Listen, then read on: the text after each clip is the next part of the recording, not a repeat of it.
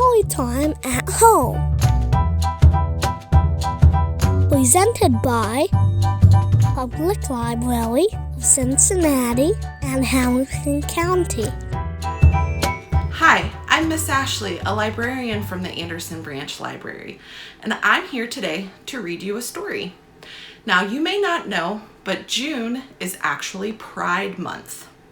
So I wanted to read a book that was all about one of the key figures in Pride history, and his name is Harvey Milk. So the book that I have to read for you today is called Pride, The Story of Harvey Milk and the Rainbow Flag. So in this book, we're going to learn a few history lessons, but parents, there may be some big words in this book or unfamiliar words that your children don't know just yet. Take this opportunity to explain some of those words to them. Don't skip over them. Don't just assume that they're not going to understand what they mean. If we teach them now, that will actually increase their vocabulary. So later on down the road in kindergarten or so, when they start learning how to read, that's just going to make their reading journey that much easier. Their vocabulary bank will have all these extra words in it that if you skip over, they won't know, so they'll have to learn later. So this is Pride, the story of Harvey Milk and the Rainbow Flag. And it's written by Rob Sanders and illustrated by Stephen Salerno. So he drew all of these really neat pictures. All right, are we ready?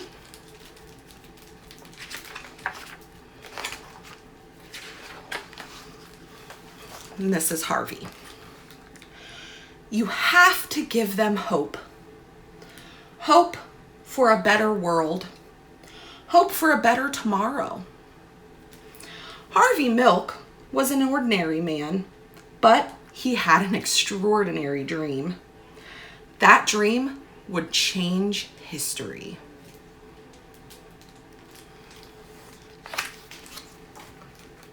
Harvey dreamed that everyone, even gay people, would have equality. He dreamed that he and his friends would be treated like everyone else. He dreamed that one day people would be able to live and love as they pleased.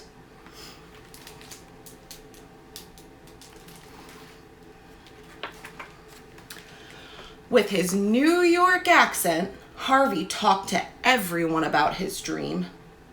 His voice boomed. His body bounced with energy and excitement. Some people listened. A few agreed, but most did not. But Harvey's big voice and his big dream wouldn't be stopped. He discovered that the best way to change laws was to help make laws. In 1977, Harvey Milk took a big step toward that dream when he became one of the first openly gay people to be elected to political office in the United States. Harvey and his friends planned marches to protest inequality and unfair laws. And just days before one of the marches, Harvey had an idea. And there his idea light bulb is going off. A symbol, he thought. We need a symbol that shows who we are and how we feel. Just like the American flag makes us feel pride in our country, or the recycling symbol lets us know that where to put our cans or our plastic. The peace sign is a symbol of goodwill and friendship. Well, Harvey thought we needed something to carry during the march, something to make people feel they're a part of a community. Something to give people hope. Something extraordinary.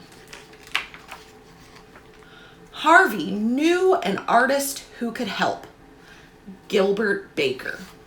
So Harvey asked, Gilbert said, "We need a flag."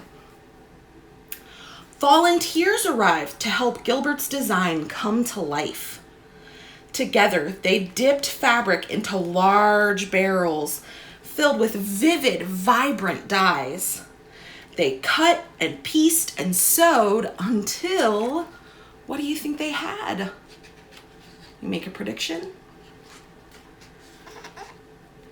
Harvey, Gilbert, and the other activists had a flag. A flag with 8 colorful stripes.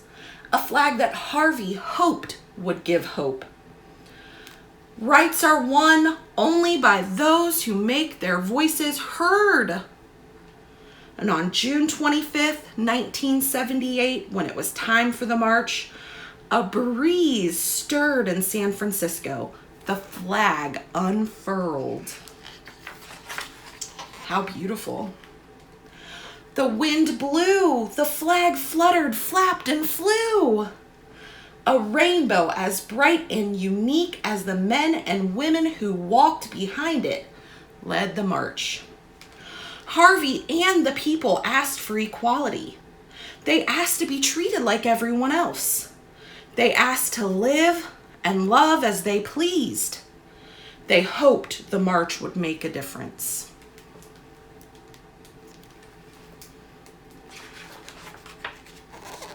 Look at all these really happy people with their rainbows. Harvey was proud of the flag and proud of himself. He hoped others could be proud too. They look pretty proud. 5 months later, on the morning of November 27th, 1978, Harvey and the mayor of San Francisco, George Moscone, were assassinated. That means they were killed. Their lives were taken by a man who did not think like Harvey, or feel like him, or love like him. A sad day in San Francisco and around the world. The flag did not fly on that dark, sad night. Instead, thousands and thousands of people marched silently, carrying candles. See all of them. The candlelight wove through the streets of San Francisco, up and down hills, and around city buildings. A mile of glowing candlelight in honor of 2 lives lost. That could have been the end of Harvey's dream and the colorful flag, but it wasn't. Do we think Harvey's dream is going to live on? Let's see. Look. It says hope. More rainbow flags were created. Some of the colors changed. 8 stripes became 6 stripes. But the meaning of the flag did not change. It was a flag of equality. More and more people began to think of the flag as their flag, and they began to feel pride. They began to have hope.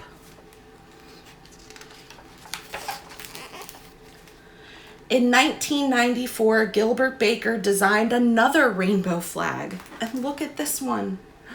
Look how long. This one was larger than all the rest. Women and men, side by side, carried the flag, a proud, mile-long rainbow floating through New York City. The flag wove through the streets, up and down avenues and boulevards, and around city buildings.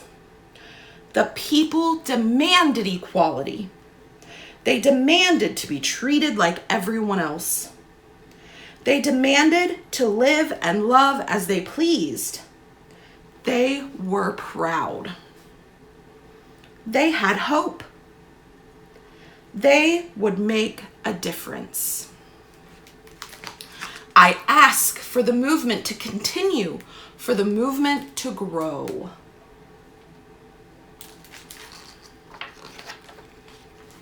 More rainbow flags were made. Some were printed on bumper stickers and t-shirts. Others were hoisted onto lampposts on Halsted Street in Chicago. One was hung in the Museum of Modern Art in New York City. Soon, the rainbow flag was flying in other countries like Brazil, England, Israel, Russia, Singapore, and Turkey.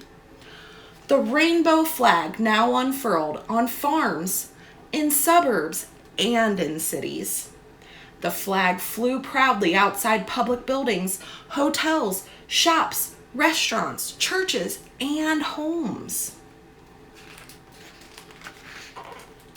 And once, on June 26th, 2015, the White House was awash in the colors of the rainbow flag. Isn't that pretty? Equality, pride, hope, love. Harvey's dream became a flag for us all.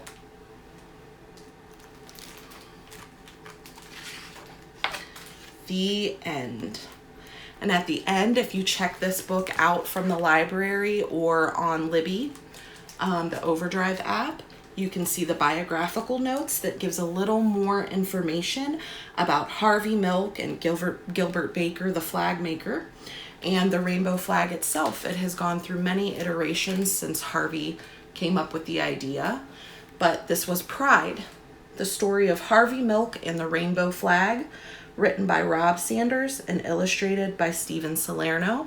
And I hope that by reading this, you learned a little bit more about Pride Month. And if you have any more questions about it, you can search our catalog for more books on Pride. Thank you. Have a great day. Bye. Get free books in the mail. Sign up today. Go to Ohio Imagination Library.org to find out more.